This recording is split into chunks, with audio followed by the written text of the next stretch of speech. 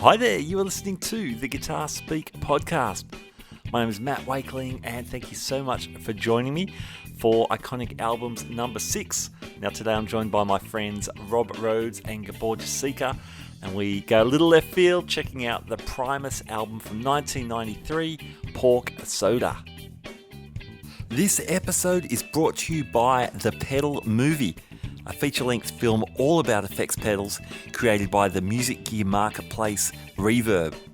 I am super excited about this film. The Pedal Movie features nearly 100 interviews with people like Steve Vai, Peter Frampton, Jay Mascis, Billy Corgan, and more, including some of our Guitar Speak podcast alumni like Dweezil Zappa, Sarah Lipstate, Johnny Barmer, and Brian Wampler. Reverb's The Pedal Movie is available now on iTunes, Google Play, and Vudu. For more information, visit www.thepedalmovie.com. Today's episode is also brought to you by Fretboard Biology, the comprehensive online guitar course put together by Joe Elliott. Now, Joe is not only a fantastic guitar player, he draws on his years of experience as the ex-head of guitar at the Guitar Institute of Technology and also at the McNally Smith Music College. Here's a few words from Joe about the course. You're tired of wading through hundreds of random guitar videos and just want to become a better player. Fretboard Biology is your answer. Fretboard Biology is a self-paced, college-level program that'll give you the right instruction, in the right amounts, and in the right order. You'll learn the same information I taught to thousands of other guitar players over 30 years of teaching in top music colleges. If you want to make real progress with your guitar playing, then sign up for a free 7-day trial at fretboardbiology.com. Hey everyone, this is Iconic Albums. I am joined by Rob Rhodes. Hello. And Gabor Josika. Hello. And we are checking out some iconic guitar albums. The way we work it is we each choose an album and we talk about it and we have a good time. So tonight we are up to episode 6. We are looking at Pork Soda, the third album from Primus. It was launched in 93. This is going to be a trip. Gabor, you chose this one. Yes. Let's do it. Any other Primus fans here? Any other? You are? Oh, Matt. Okay, cool. Rob I'm is, the black sheep in this one. Rob is looking at his shoes. Okay, so I'll start off a little backstory again. So this album was released on April 20, 1993. And that was the year in September 93, I moved to Australia from Europe. So I'm originally from Austria. I grew up in Austria and I moved to Australia. And I started school, I did grade 11 and grade 12 here in Australia. And grade 11, I started school early 1994. And the people I started making friends with were all kind of these musicians or just started playing music that we sort of started hanging out. And a good friend of mine, Daniel, I don't know if he's listening, Daniel Brown, he lives in Glasgow now.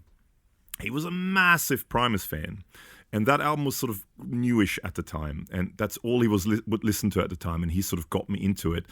And I never, ever heard anything like it ever before. And I think if anyone listens to this album, you can, there's nothing, and especially if you're thinking 90s, there was nothing like that ever before. And it just blew my mind, and it introduced me to, well, sort of playing outside and dissonance and all that sort of stuff, which I love. It's sort of become one of my things now. So the little backstory in the album. So the album was recorded sort of around Christmas, late 92, early 93.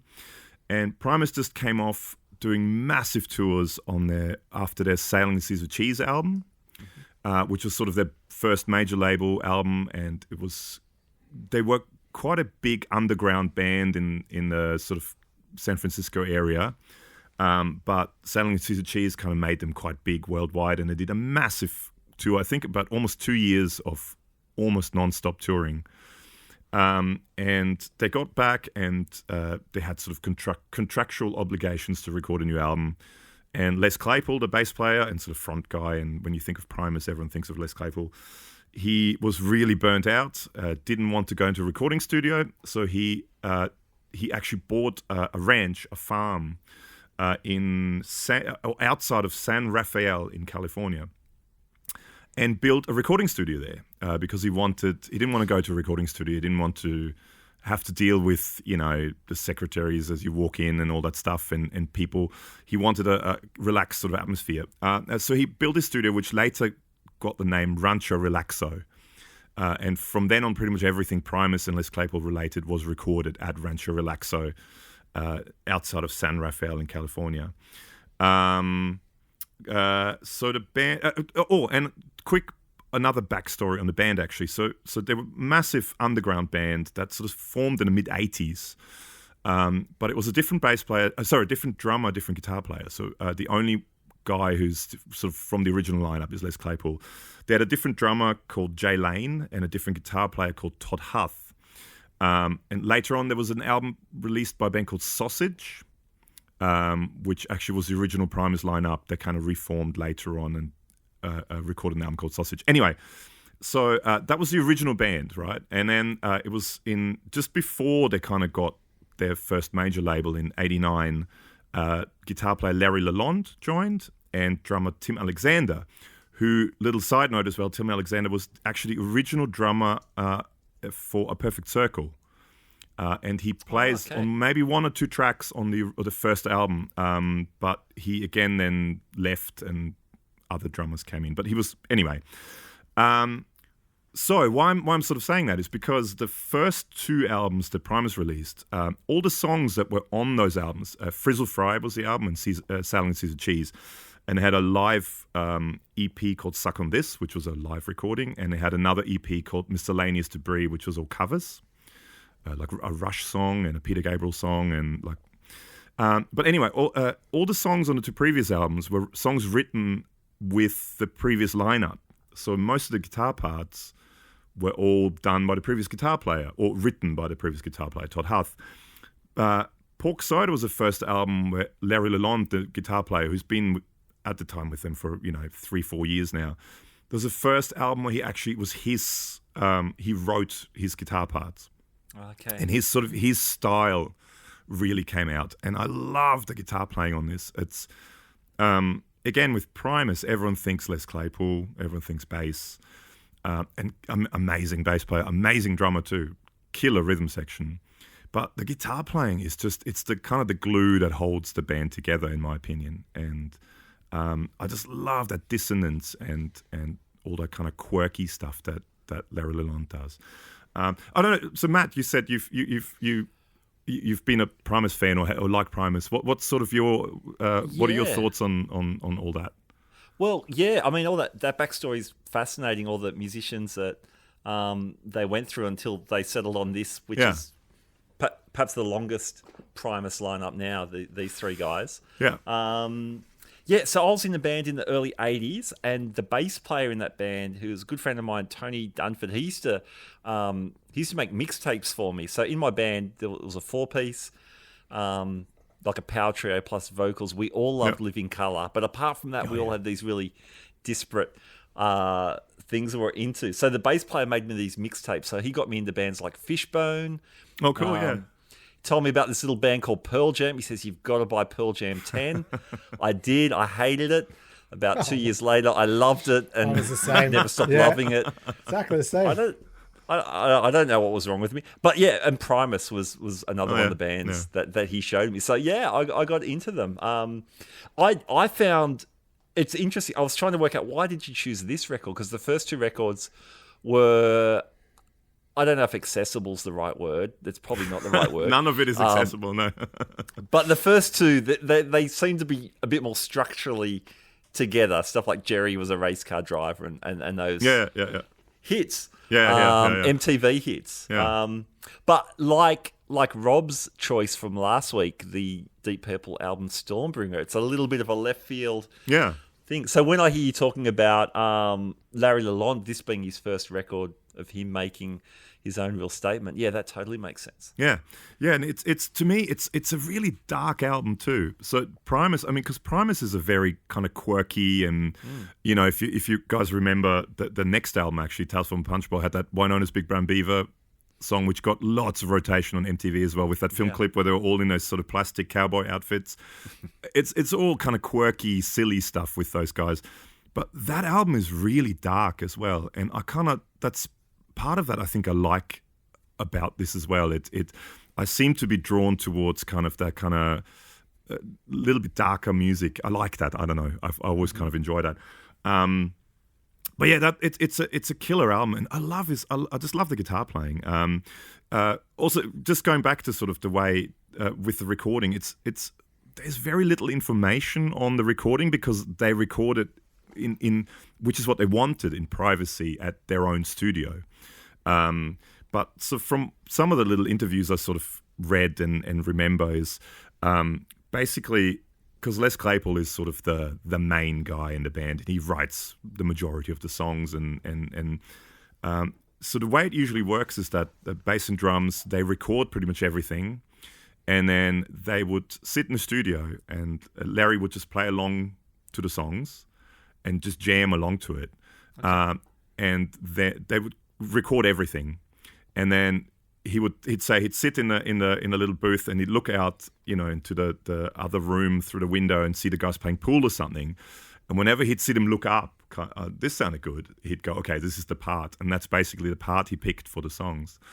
So it was sort of by, him just jamming along and watching their reaction, and whatever their reaction, when their reaction was good, he went, okay, that's the part, that's the take, that's it. Which I find is really, really cool.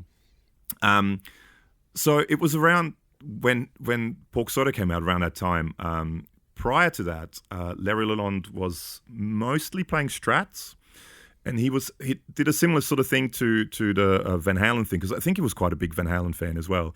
He did a bodgy home job of taking a Strat, which I think he still uses. It's a green 70 Strat he's got. And he just himself cut out a humbucker routing and put a humbucker in the bridge because he was never happy with the single coils. But round about that time, so I'm not 100% sure whether they're actually on the album or not, he started playing PRS. So if you watch, for example, the Woodstock 94 performance, he was using pretty much only PRS. He had 2 or 3 PRS guitars that he used on that. Okay. So he changed over to PRS. He also apparently changed from JCM 800s to JCM 900s, but he mostly used the ADA MP1 tube preamp as well. So I'm not, with sounds, I don't know exactly what the go is there. Okay. But it was also on that album he started experimenting more with effects. So that was sort of the first album where he kind of got more into using effects. And before that, it was more... And again, I think it came from the previous guitar players, which were less effect-driven, right, but more, these were the parts, this is the way it goes. He started using a lot more effects. On this album, for example, he uses a lot of chorus. So he uses the CE5 chorus ensemble, for example.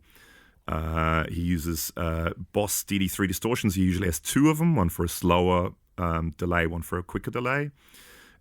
He also used an 88 stereo tapped delay rack. And if you look at a lot of especially from the 90s, the footage, you see he's got 2 Marshall cabs with the 2 heads, and in between is usually a rack unit, which has the 88, I think 2 ADA MP1 preamps in it. And he also uses an SPX 900 rack, Yamaha SPX 900, and I think he started running in stereo after this album as well. So there's stereo delays and also harmonizers that he used, and there's also famously a quote, he really liked the harmonizer in the SPX 900, and he would put it on random. He wouldn't look and just put it on random harmony settings and just play it. And I think it was an intelligent harmonizer, so it also, you could set the key. Okay. But he would just set it to random things just to make it sound as out of tune as possible, which I love that. I absolutely love that. That's just one of my favorite things. Oh, man. That's some classic early 90s rack gear right there. Exactly, yeah. So, yeah, the SPX 900, I mean, that's one of those. And the ADA, because it's funny, actually, because Les Claypool used that preamp for a long time on the bass as well. Okay. So he used a guitar tube preamp on the bass, and that's because, I mean, it's a very unorthodox bass sound he's got as well. Oh, totally. Sorry, yeah. Oh, is he on fretless most of the time? I think on that album, mostly on fretless. Yeah, there's fretless. There is on that particular album. There's a lot of it's his what he calls his rainbow bass. Okay. So I think it's Carl Thompson is a luthier, yep. and he makes him all these basses. And he had this 6-string fretless, and then he had another one made. He wanted the string spacing to be really close, so the neck is almost like a guitar neck, but it's with bass strings on it because he wanted for tapping. He wanted the strings to be really, and I think you can see that bass, not the rainbow bass. Rainbow bass is the one, it's sort of really big and it has like almost a double bass scroll on the headstock. And but if you watch the video for DMV, that's his second. That's a fretted. I think that's a fretted. Or maybe it was fretless too. But it almost looks like a guitar neck, but it's a 6-string bass. And he used upright bass, like contrabass. And he also used a bass banjo on it. Okay. Because there's one track, what is it? The Air is Getting Slippery. And that's bass banjo and a 6-string banjo for the guitar. Oh, and a bass banjo for the bass.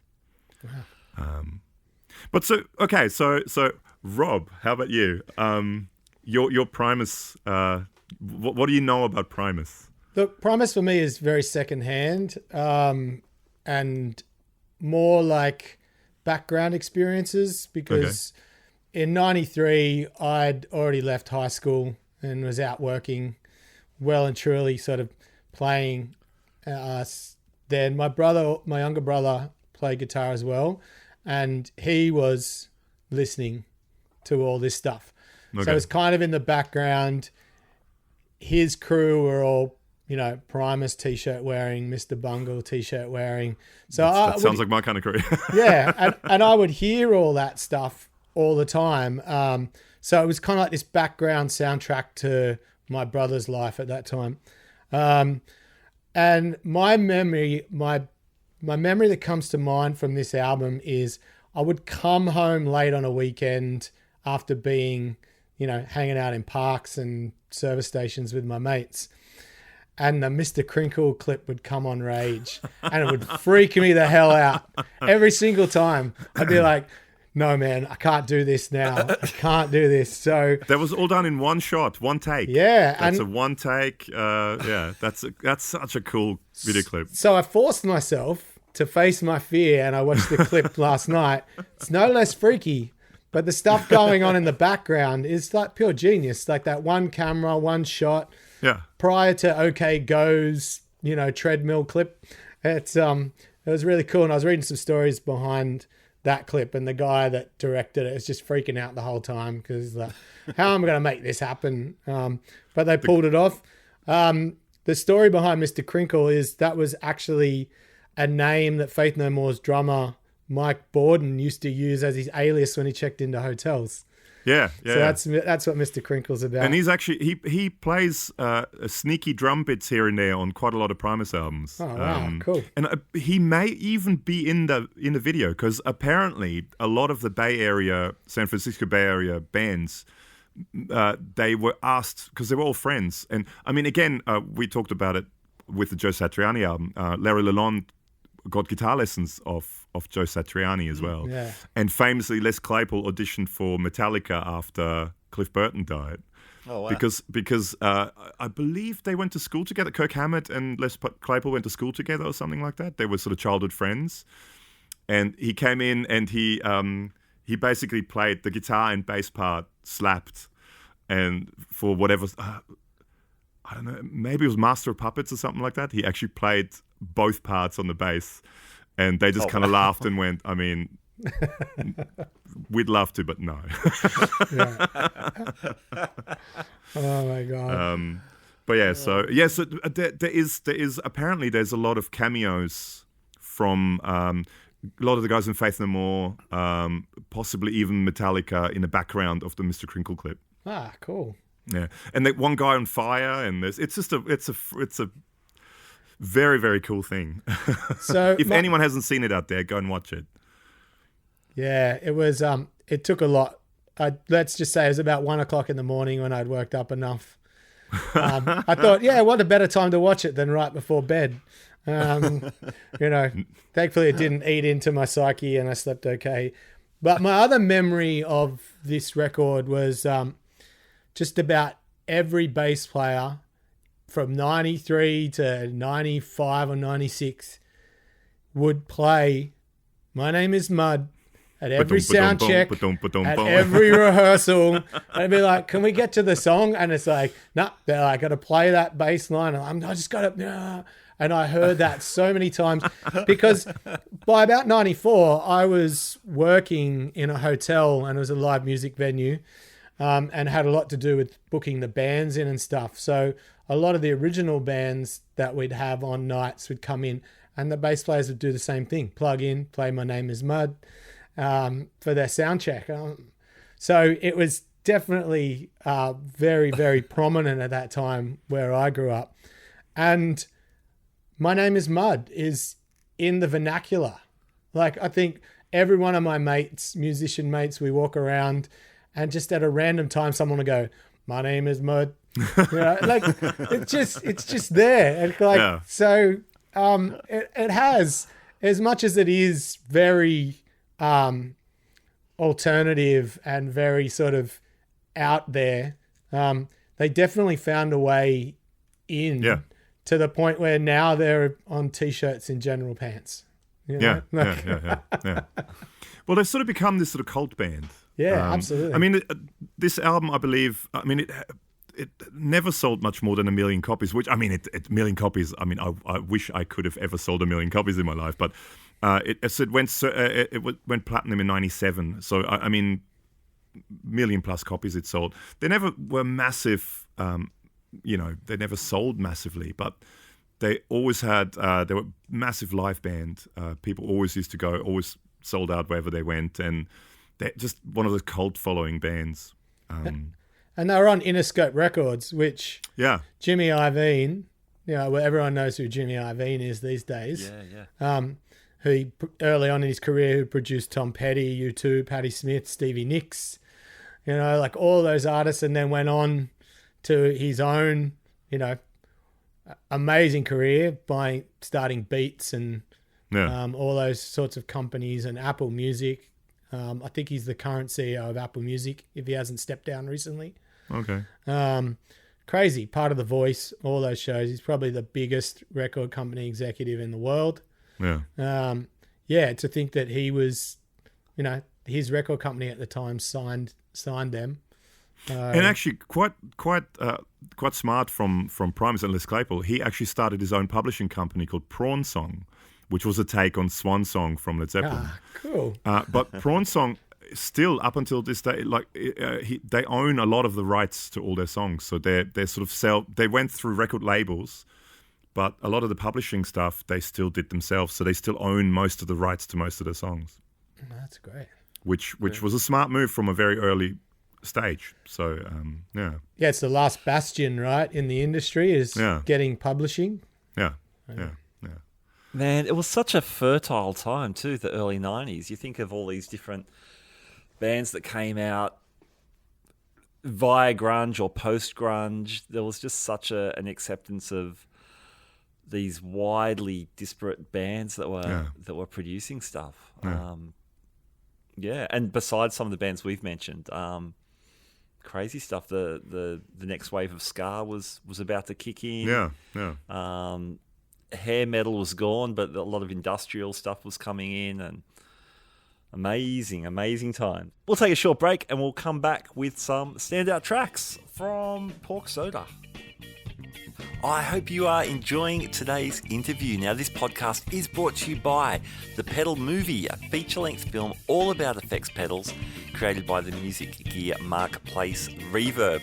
Now, we love guitar pedals here on the Guitar Speak podcast, and we're super excited on the release of this film.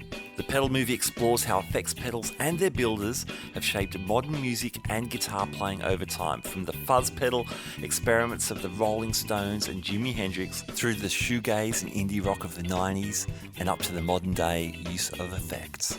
Reverb also speaks with builders and leaders from more than 50 pedal brands to answer the big question, how did guitar pedals get so big? Reverb's The Pedal Movie is available now on iTunes, Google Play and Vudu. For more info, check out thepedalmovie.com.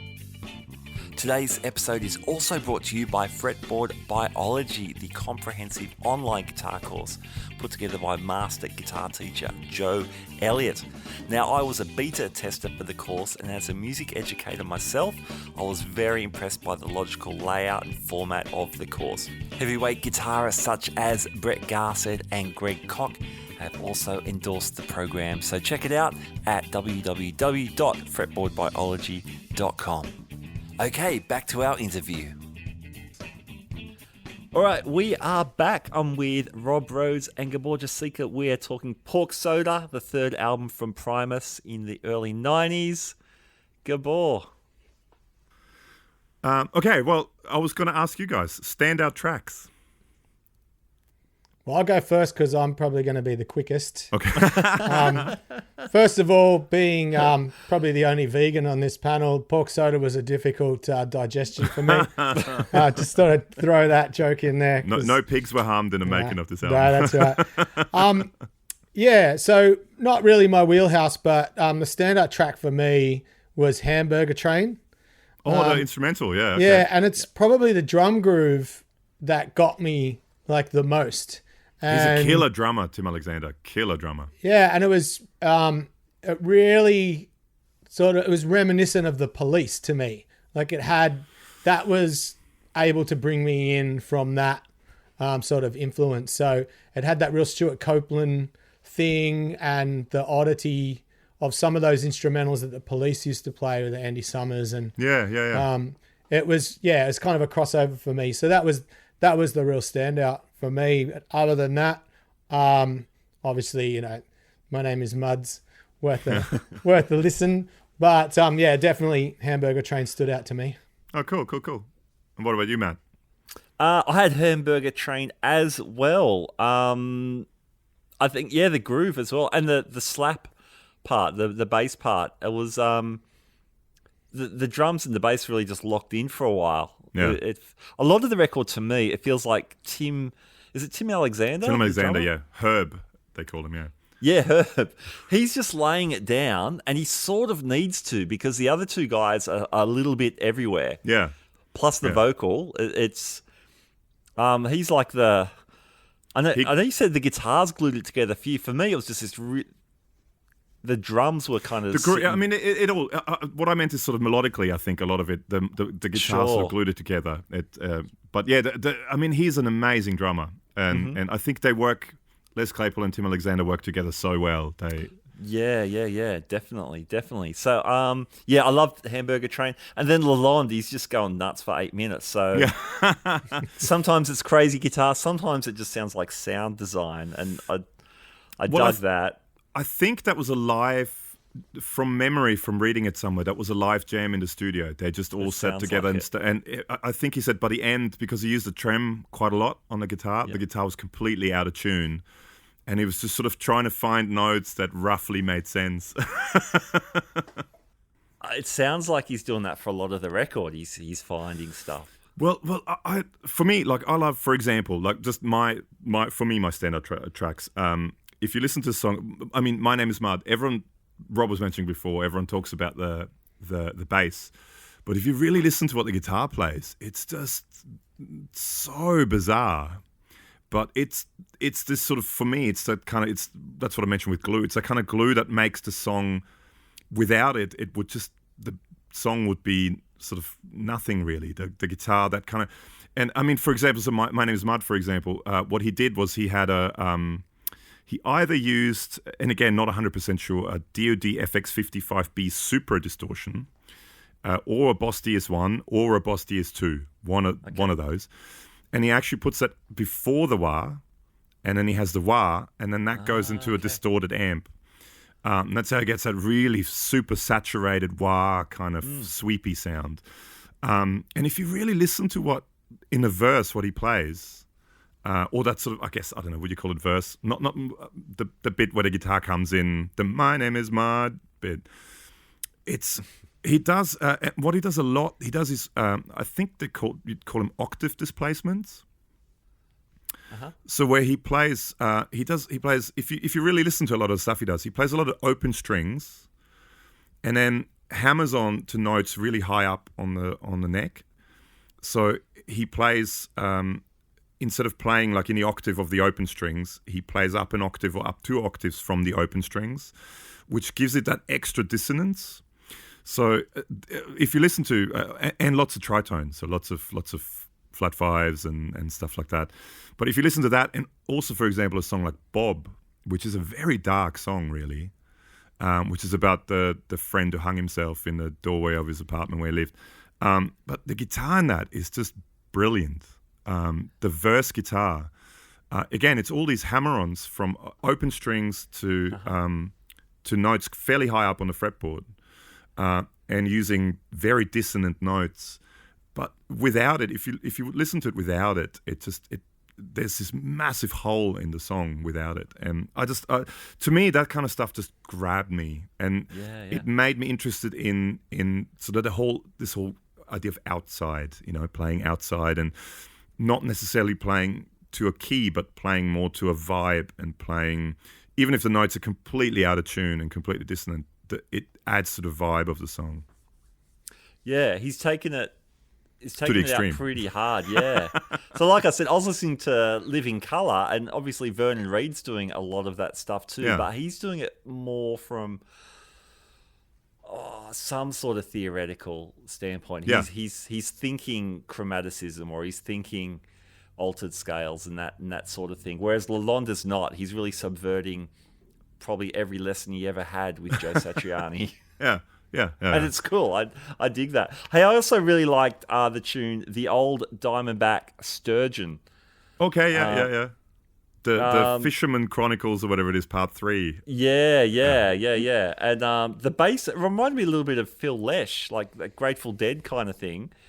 And then they bust into some like raga kind of section. That's kind of fun. They're just all over the place. I just love it. It's just so cool. I mean, Les Claypool, I think, is very influenced by Geddy Lee. That was sort of one of his bass gods, and Rush, and that sort of whole prog kind of vibe. Yeah.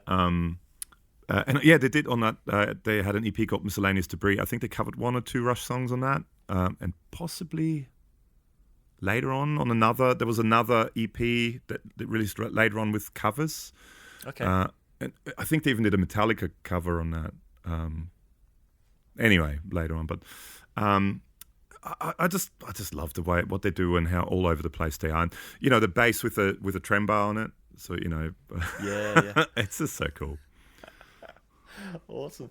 Is there any is there some vibrato pedal going on too? I think I was hearing some of that in My Name Is Mud. Well, I think he uses a chorus ensemble, Boss CE5 chorus ensemble. Oh, okay, and he's just cranked it. But everything cranked, because if you watch, I think he did 2 Premier Guitar rig rundowns in the last few years, Larry Lalonde. And I think the one thing he always says is that Primus doesn't know the word subtle.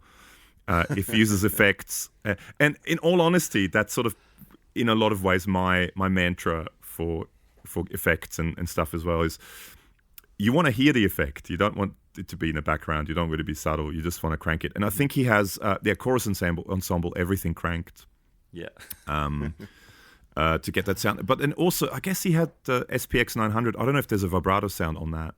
Probably. I wouldn't be surprised if there may be. So maybe there's very little information on that album because it was on the recording, because it was the first sort of time they didn't go into a studio. And it was recorded. It was all recorded at his house, and they, at his. I think he converted an old barn or something like that. Was converted into a studio, which is still the studio where he records pretty much everything he's done. Les Claypool, he's recorded there. Awesome. Yeah. Is there a documentary about Rancho Relaxo or something? I remember something. Possibly. There is. They released a couple of really bizarre videos, so DVD videos thing. One was animals should not behave like humans or something like that. And there was another one, what was it, something with fish. And in some of it, they do go to their houses and look at like rehearsal spaces and that sort of stuff. There's some bizarre things. There's also the follow-up album to this one, which was 10 Tales from a Punch Bowl. They really very early on got into the whole interactive and like creative. Well, they did a CD-ROM version back in those days. So you could buy the normal album, but then you could buy the enhanced album, which had a CD-ROM side. And they did all, there were little video clips they did themselves that they put on there. And they did, they really got into computer animation, and they did their own animations and stuff and did it in that video. So there was a lot of that. So I don't know if it maybe was on there as well, but yeah, they're quite out there. And Les Claypool, a lot of the claymation stuff you see, very similar to Frank Zappa too. I think Frank Zappa did some of that claymation stuff himself, and I think Les Claypool does a lot of that. And a lot of the sort of weird plasticine things on album covers on Primus album covers. Les Claypool actually makes them. Oh, okay. Yeah. Funny you mentioned Zappa. When I heard Primus before, I really seriously heard Zappa. Yeah, same here. So when I'm hearing Zappa 10 years later, it's like, oh, okay, that's Primacy. Yeah, it was working backwards, like a lot of us do. Well, again, if you listen to any interviews with Larry Lalonde, he's a massive Zappa fan, and he always says when Les Claypool gives him a song to put guitar parts on it, he thinks, so how would Zappa approach it? Okay. So, and he played actually again with a lot of other more high-profile San Francisco Bay Area band guys. He was in a Zappa cover band called Kaka. Okay. And I think actually Mike Borden possibly played drums. So the Faith No More drummer played drums in that, and a few other people were in it. But yeah, he's a massive Zappa head. Okay. And same here. So I got into Zappa through that, and I'm a massive Frank Zappa fan now as well. So nice. I got into Oysterhead, so I went later. That's another cool band, yeah. After it was, and that's Copeland that police. And yeah, that's that whole police connection. So it made sense. But yeah. Who else was in that? I know it was Stuart Copeland's band. Trey Anastasio from Fish. Fish, yeah. He's cool, man. He's great. Yeah. That was a cool band. And I mean, now he does that. What is it called? Delirium or something like that with Sean Lennon, Les Claypool and Sean Lennon. I did take a listen to that a few months ago. It was that's trippy stuff as well. And man, I mean, totally side note, man, Sean Lennon looks like his dad. Holy moly! Yeah.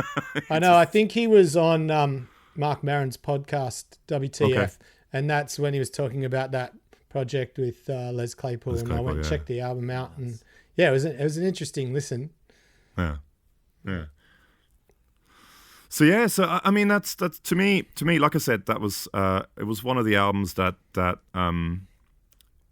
it really grabbed me in those days. So 93, 94, what I was really mostly listening to was like grunge, Chili Peppers. I maybe started through Chili Peppers getting into some sort of funk R&B stuff like Stevie Wonder and bands like Tower of Power, and the Meters. I was kind of getting into that as well, but then sort of Primus kind of hit through my friend Daniel, and it just, I don't know, it flicked a little switch in my brain, and it introduced me to this whole nother world. And if we keep doing this, there will be this iconic albums thing. There will be a few more rather strange albums that sort of all originated from this. Well, I just want to thank you for taking me back to 94, and also bringing back my childhood nightmares of the Mr. Crinkle video clip. But I finally overcome it. At 45, I can now watch it. So that's because of you, Gabor. So thank you. You're welcome, Rob. Man, this show is helping so many people. I love it. Gabor, thanks for bringing this record out, man. It's awesome. Thanks, awesome. Guys. Thank you very much. Yeah, I'm sorry to make you listen to it, Rob. No, it's good. I feel like I've been cleansed of some demons. So I'm glad it could help. Any last words, Gabor, about the record? No, just check it out. And really, I mean, like I said before, it's such a, whenever you talk Primus, everyone thinks Les Claypool and thinks bass. Yep. But really take the time, especially on that album, put on a song like Bob, and or My Name's Mud, Rob's favorite, really listen to what the guitar does, because it's just so, there's nothing else. There's no other guitar that sounds like it. No one else plays it like that. And it's just so unique and so out there. So check that out. That's all I can say. Very cool, very cool. Well, thank you for joining us. You've been listening to Iconic Albums on the Guitar Speak podcast. There you have Pork Soda from Primus. Thank you so much, Gabor, Josika. Gabor, where can people find more of you? Well, you can find me. Well, where can't you find me? If you live on the Sunshine Coast, you can find me at lots of gigs all around the place. If you don't live on the Sunshine Coast, you can type into your preferred browser search engine of choice. You can type in the SuperFunAwesomeHappyTime pedal show, all one word, no gaps. We don't do gaps. And you'll find me, myself, and I, all my personalities, and my friend Alex, reviewing guitar pedals and guitars and amps and stuff like that. And we do a podcast as well, which cool. Matt and Rob both every once in a while listen to, which is very flattering. It is good stuff, man. I was listening to you this week, but we'll talk more about that. Cool. Once we wrap up. Rob Rhodes, thank you again, mate. Where can we find you? My pleasure. Thanks, guys.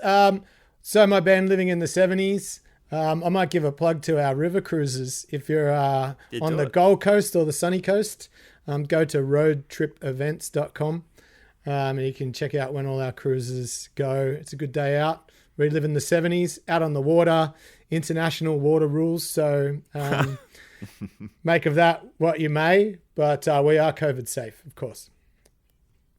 Awesome. Well, thank you, guys. So fun looking at some more records, and keen to do it again soon. Cool. Sweet. Thanks, Matt. Thanks, Gabor. Thanks, Matt. Thanks, Rob. Cheers. All right, there you go. Hope you enjoyed today's conversation. Now, this podcast was brought to you by The Pedal Movie, the feature-length film all about effects pedals, created by Reverb. Reverb's The Pedal Movie is available now on iTunes, Google Play, and Vudu. For more information, visit thepedalmovie.com. The show was also brought to you by Fretboard Biology, the comprehensive online guitar course put together by ex-head of guitar at GIT, Joe Elliott. Check out fretboardbiology.com for more information. Alrighty then, you have been listening to the Guitar Speak podcast. My name is Matt Wakeling, and as the legendary German rocker Michael Schenker once told me, keep rocking, keep on rocking. Keep on rocking indeed. Thanks for tuning in. I'll catch you next time. Bye now.